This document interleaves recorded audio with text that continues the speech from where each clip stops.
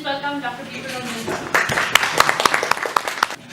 Okay, good afternoon everyone. There are two main options here in North America if you want to actually continue your research for the rest of your life. So first option is you can be an assistant professor in university, or you can join as a research scientist in some industry, national or provincial organization. Like there is NRC, National Research Council.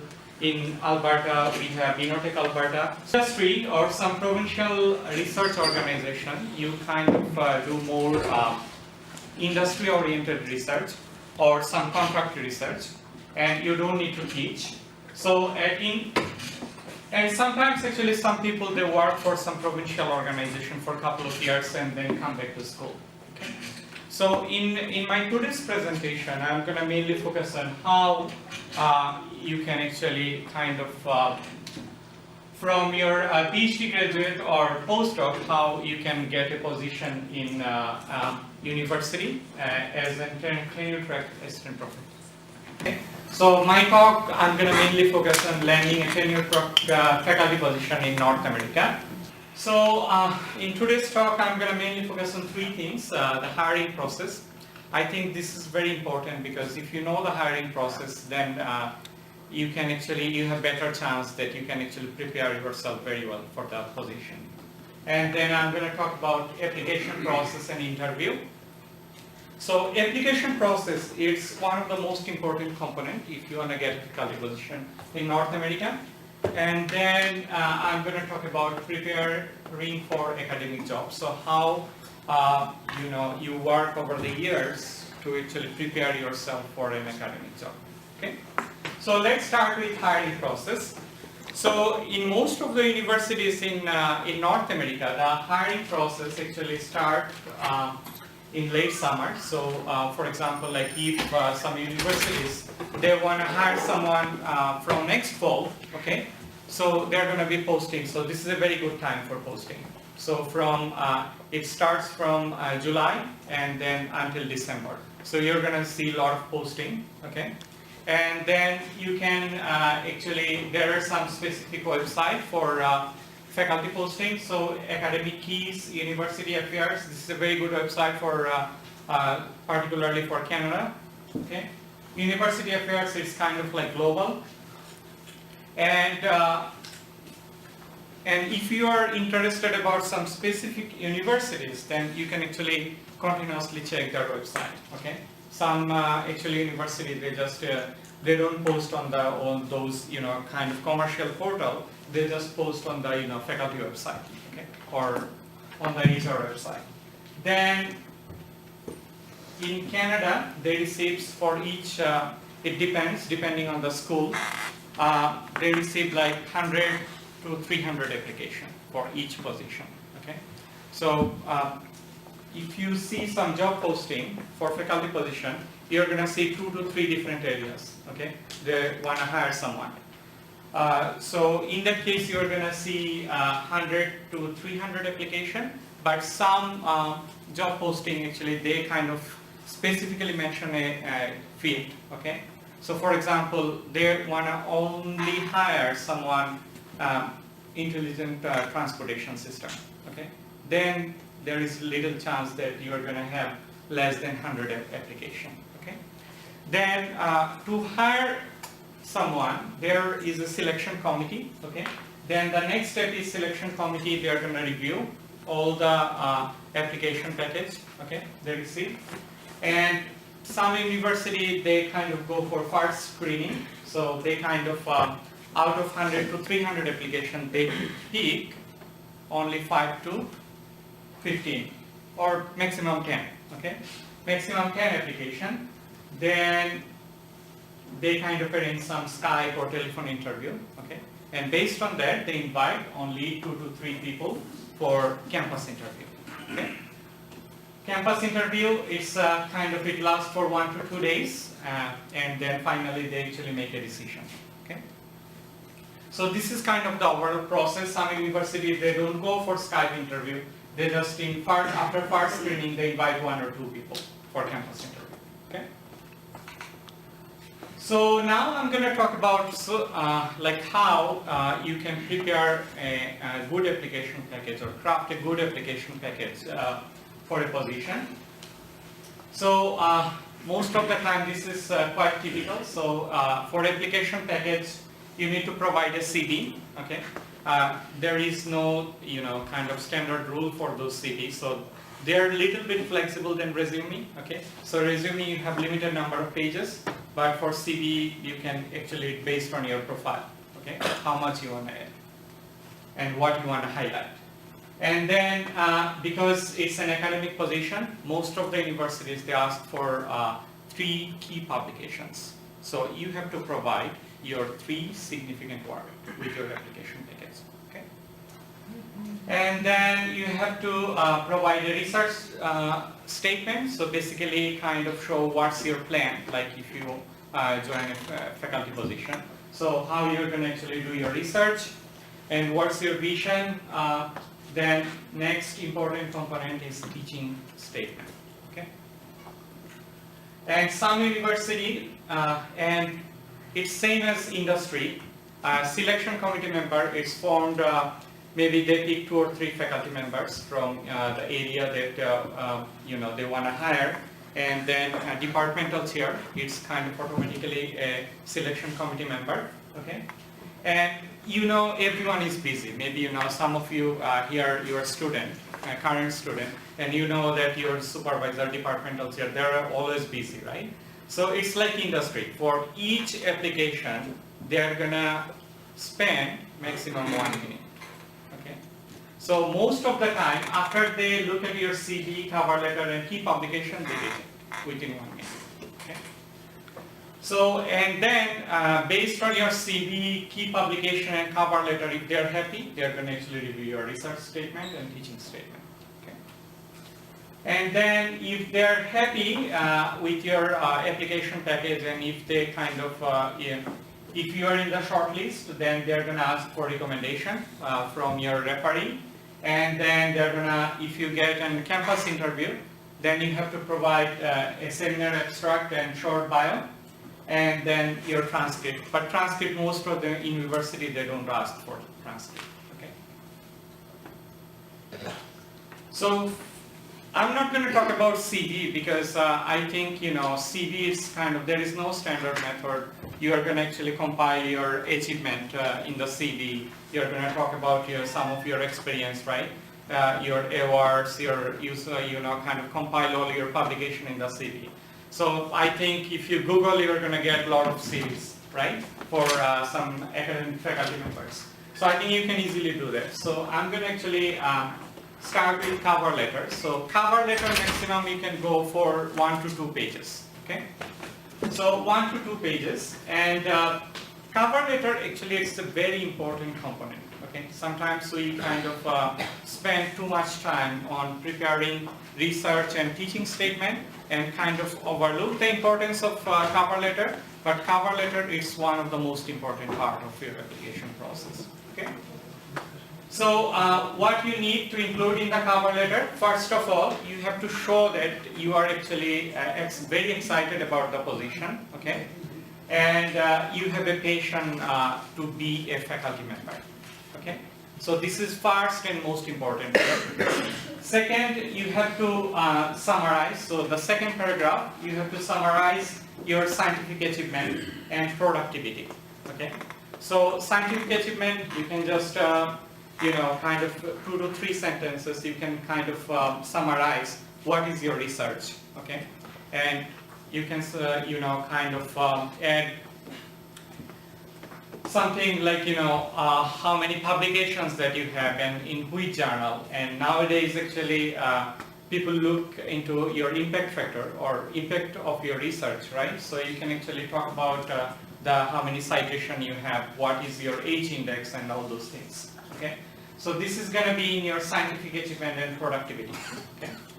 And then the third portion of your cover letter is you want to show the vision and impact of your research and teaching program. Okay. So you want to tell them what kind of research you are going to do in next 5 to 10 years, okay, and how you are going to make a difference, okay. So let's say and it has to be a little bit different from your PhD topic or your postdoctoral work, whatever you are doing.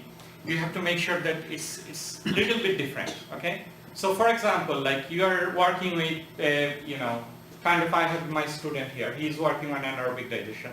So if he's applying for a position, so he can tell, okay, I want to develop a next generation of the technology. Okay, so that could be how you share your vision and impact of your future research. Okay. So then the final one and the most tricky part is how do you see yourself fitting in the department? So what you're going to add in the department or how you're going to fit there. Okay. So sometimes you may have very good number of publication, your research is good, but if you are not a good fit, then you're not going to get a position. So this is the most important part. So for that part, actually you have to do some research. You have to see what other faculty members are doing in the department. Okay, and then you you share your vision for your research program, but at the same time you can tell, okay, my research is complementary to some other research areas that people are doing in your department. Okay, so then actually it's going to be a very good cover letter, and so this is very important. Okay, so you have to cover all those 4 sections in your cover letter. But don't go beyond 2 pages because people don't have too much time to actually, read 3 or 4 pages cover letter. Okay. So research statement, it's 1 to 2 pages, but some university they mention in their job posting that it's going to be maximum 1 page. Okay. So you have to actually craft your research statement based on the posting. So again, you demonstrate scientific, your achievement and productivity. So you summarize what you did during your grad school and postdoctoral fellowship, and then you clearly define your vision and impact. So vision, what do you mean by vision? Okay, so vision actually you have to talk about your short-term and long-term goal. Okay, so what could be the short-term goal? You're going to actually work in some research area, right? Publish paper, build your research lab, right? So this is short term. But what could be long term? Develop a center or something? Yes, develop a center. So you can tell, okay, you know what? I want to actually build a center or research center or research institute, okay? So you have to actually do some research on university website whether they already have some center, okay? Then you have to actually come up with some different idea, okay? So you have to show that actually you have a very long-term vision, okay? And then final section gonna be potential collaborator, okay? Potential collaborator or research support. So this is another tricky part. So for example, you are here in Alberta and you are applying for a position in Texas, and you don't know about their funding, structure or funding agency or some research agency there, right? So you have to do a little bit research on that. Maybe you can find some people over there, okay? Maybe some grad student or someone working in industry, okay? And then get some more information about the funding, okay? So you have to cover 3 things. One is your achievements so far, what you have. Then define your plan, like what you're going to be doing in next 5 years or 10 years, and then talk about your potential funding source. And here in third portion, actually you can add something. Let's say during your postdoctoral fellowship or in your grad school, you are involved in some proposal development for funding. So you can actually mention that, okay, I already have some experience with writing proposal, okay, and I think that's going to be helpful in my career, okay. So here you mentioned that you already gained some experience, but at the same time, make sure that you are really involved in proposal development, because if you're involved, then most probably your supervisor, he can mention in the reference letter, okay, Mr. A was involved in some proposal development, okay. So teaching statement, and I found teaching statement most of the time actually I kind of frequently hear this comment, okay, this guy has 10 or 15 papers, but he's not getting any faculty position. Why is that, right? So one of the most important part missing is teaching, okay? Sometimes we overlook the importance of teaching, because at university, this is actually one of our most important part of our job is to train people, right? We want to train and supervise. So undergraduate teaching is one of the most important components of our job. Okay. So if you kind of if you cannot, if you kind of show that you are not interested about teaching, then it would be very difficult to find a job. Okay.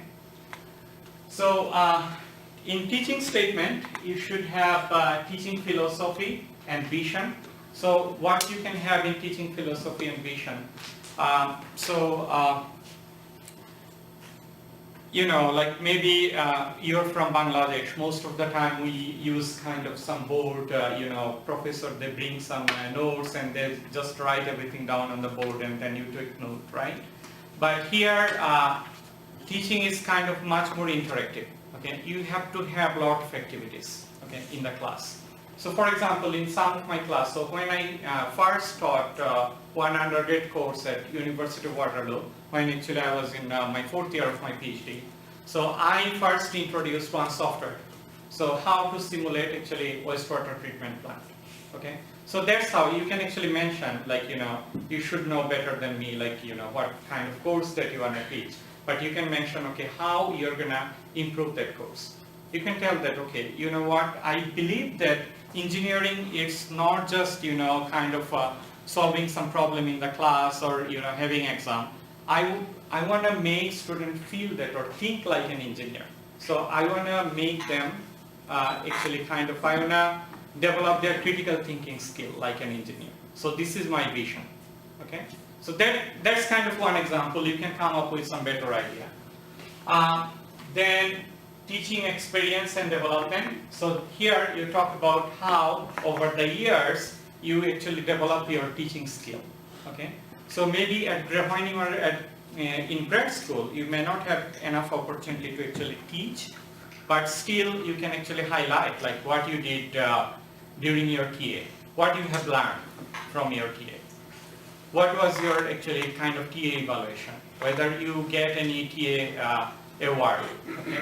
So those components are really actually kind of helpful here. Okay? Then the next part is teaching interest.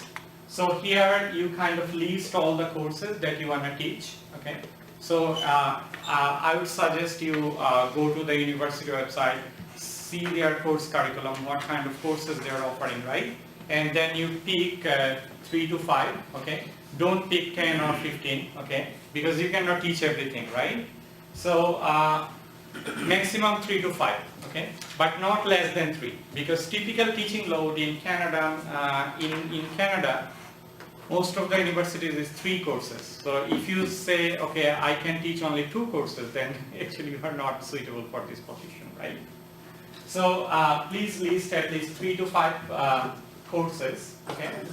And then you have to also propose, okay, after I join the position, actually, I'm going to develop some new courses, okay?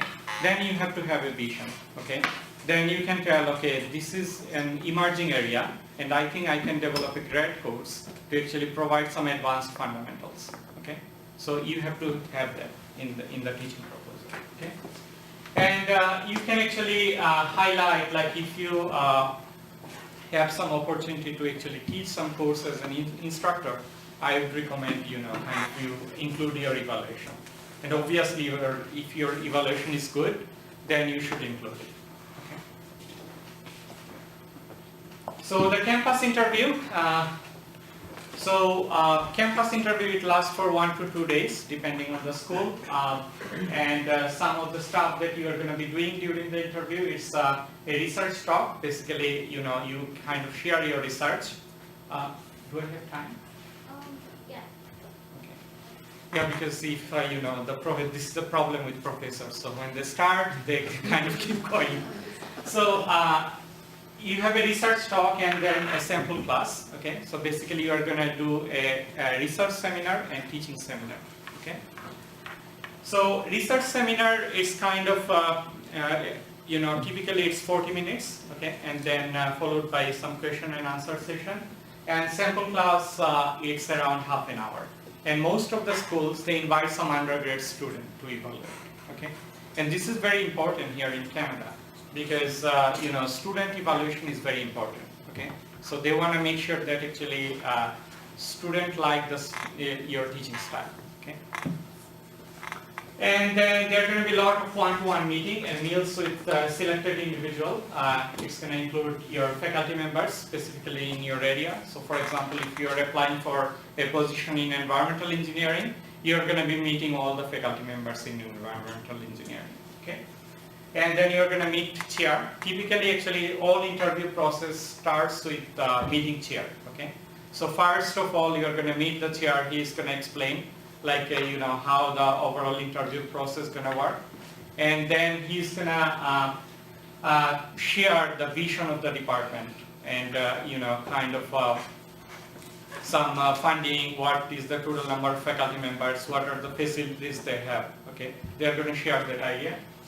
And dean is kind of more high level, okay? So in big universities, actually, dean is not directly involved in the recruiting process, okay? Because they don't know what's going on in the department. But in small universities, maybe dean is kind of more involved in the recruitment process, okay? But one thing is very important, actually, I think one of our speakers mentioned that, everything counts. Like the people that you are meeting, maybe you are just going to be talking like on some topic, right? Okay? Yeah, during my interview, even I talked about soccer with someone for 10 or 15 minutes, okay?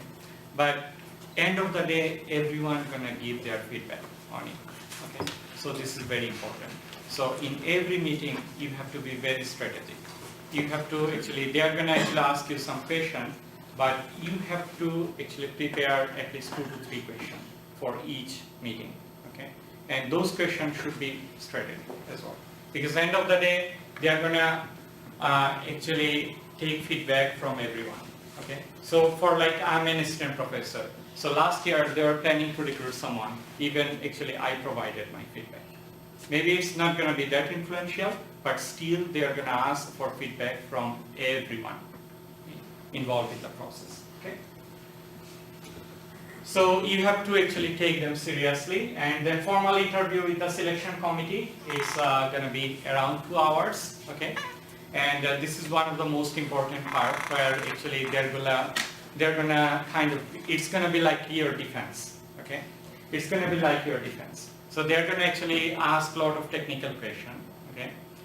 At some point they can actually criticize your research, okay? But only thing you have to remember that you are not a salesman, you are an academic researcher, okay? So be bold, okay? And keep your confidence and try to answer, and if they criticize, just appreciate that criticism, okay? And some university, if you are looking for some, if your research is kind of more experimental, then they also organize some facility visit, okay? Then the final part of my talk is preparing for an academic job. Okay. So that means for each position there are 100 to 300 applications, right? And they are going to actually invite only 1 to 2 people for the interview. So you have to be, your application package should be 1 out of 100. So it should be one of the best, right? Otherwise you are not going to get interview, okay? So you have to put a significant amount of effort to actually differentiate your application package and your vision from other candidates, okay? So I would suggest you spend a significant amount of time to actually prepare your kind of the application package. So first application package, it takes 3 months, 3 to 4 months, actually, until you are satisfied with your application package. And then for each position, maybe you spend 1 day, because you have to make sure that your research kind of fit, okay? And some posting you're gonna see is not kind of, it doesn't fit very well within your area, then you have to tweak a little bit, right?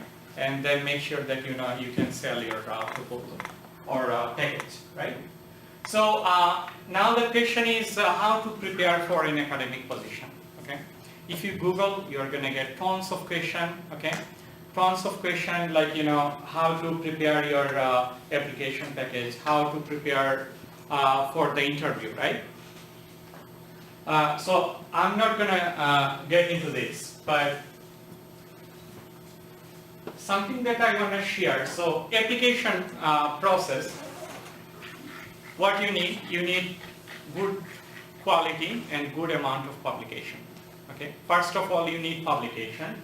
This is the first thing that you cannot actually negotiate. And what kind of leadership? Maybe you are involved with some kind of Bangladeshi Students Association, some other community work. But at the same time, you should be involved in with some professional organization. Okay. So, for example, my work was somehow related to water and wastewater and organic waste. So I was involved with some Water Environmental Association of Ontario and CAW2, Canadian Association of Water Quality. So when I was a student, okay. So even I'm still involved with them. I'm actually organizing one conference next year with them. So your leadership is very important, and why is that? So faculty position is research, teaching, and some administrative job at the same time. So they want to make sure that you have enough experience in leadership and you can kind of help the department with some administrative stuff as well, okay? Awards, they are like cherry on the cake, okay? So award, it's not mandatory, but if you have some awards, like best paper award, best presentation award, it kind of show that actually, or reflect that your quality is good, okay? Or your teaching experience, most of the time, actually, most of the candidate, I would say 95% of the candidate, they are missing with teaching experience, okay? But I would say if you really want to be a faculty member, then share with your supervisor that if there is any opportunities to actually teach, okay, then actually they can let you teach, okay? So then it's going to include a value, because faculty position typically it's 40% research, 40% teaching, and 20% administration, okay? So most of the time, so 40% it's a very significant portion of your work, right? So if you can show that actually, including research, you have some experience with teaching, then it's going to be a big plus for your application, okay? So with this, you're going to get the interview. But now the question is what you need. So if you get an interview, that means they're interested. So the selection committee is interested about you, right? So they have interest in you. So now the question is what they're going to see, how they're going to evaluate, okay, during the interview process. So the most important part in faculty position is they want to make sure that actually you are really serious about that position or excited about that position. You're not going to beg for the position. You want to show that actually I'm really passionate and I want to be a faculty member. And at the same time, they want to make sure that you are independent enough, okay? The most important part. Because the day that you start your job, you are on your own, okay? It's going to be like a startup business, okay? Maybe it's with less risk because you have a startup grant to start, but it's going to be like a startup business. You have to hire students, you have to build your lab, you have to write proposal, you have to bring money, you have to teach, you have to supervise students, right? So they want to make sure that you are independent enough to be a successful faculty member, okay? And this is kind of like the application process that you prepare. But actually getting a professorship, it's a very long process, and it's kind of it's a long-term commitment that you have to put. Okay. So how you can prepare? So it's like a long list. I'm gonna go one by one, very briefly. So basically, if you have a dream to be a faculty member, I would recommend you start from your masters, okay, and be focused and make your short-term and long-term goal, okay. So first thing, you should actually discuss your thesis supervisor, okay. So let your supervisor know that actually you are specifically interested about faculty career in academia, okay, or you want to be a faculty member. Somehow maybe they're not going to help that much, but at least it's good to know, okay. So they can actually supervise or mentor you in a way that actually you can be successful, okay. Find a mentor, like if you have a senior student in your research group, okay, and he or she is also looking for faculty position, then actually you can you guys can work together, okay, and then and at some point maybe actually he can give you some advice. Combine both fundamental and applied aspect in your research. So in university, as I mentioned, that one of the major difference between actually industrial R&D and university, we kind of do more academic research. So you have to make sure that although you are doing some, maybe your professor get funding from some industry and you are kind of particularly focusing on that industry funded project, but try to include some fundamental aspect in your project, okay? So when they see actually, if you can do fundamental work, so they kind of have that confidence that you can do some applied work as well. So focus on publication, so key publication. So 3 key publication. You can prepare your application package within 3 months, but 3 key publication is a long-term process, right? So you have to have a strategy how you are going to create 3 key publication, okay? But at the same time, quantity is important too. So actually in Canada and all over the world, maybe in your selection committee, he or she is not specifically expert in your area, right? So they're going to actually look at the number and impact factor. So these 2 are, maybe it's not fair, but it is the most important thing. You need high impact and you need good number of publication, okay? And mentor, train, and collaborate. So try to mentor, okay, so I'm going to finish it in 3 minutes, okay?